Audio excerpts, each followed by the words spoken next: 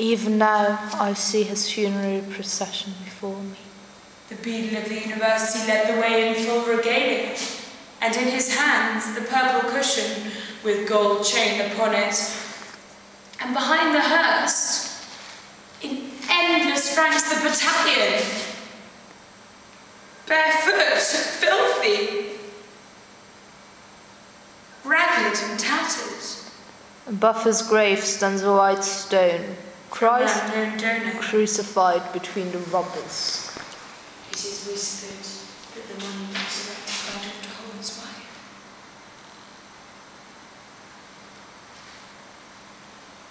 The song of Homogen Bolshoi. This is a reputable establishment. See?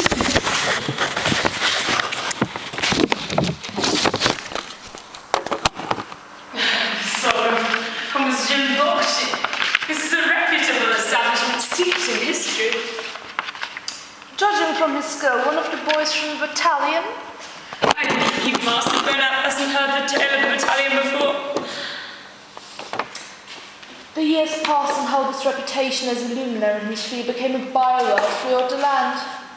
Yet he lived as wretched as beggar in a garret over Linton Yard. Surely no one would believe that such a man was susceptible to the heart's tender sentiments. His hair was already turning grey. White.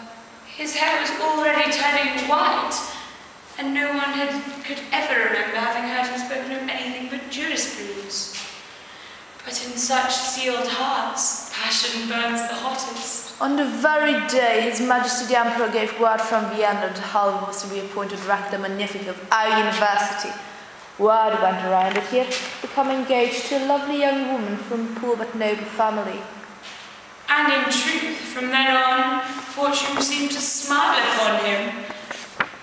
Though his marriage remained childless, he adored his wife, and his greatest delight was to fulfill her every unknown, unspoken wish. And so he took in the young student and treated him like a son, knowing how he himself would have benefited from such generosity in his own careful youth.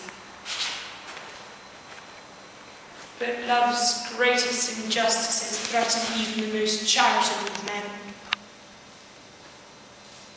The young woman and the student became infatuated with one another, and one day, Dr. Holbert, returning early from the university to surprise his wife with roses, found her in the arms of he upon whom he had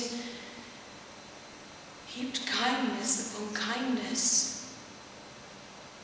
The old man turned.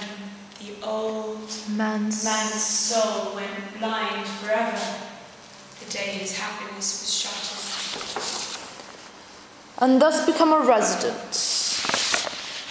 He knew 100 such expedients, and his counsel rendered the police helpless.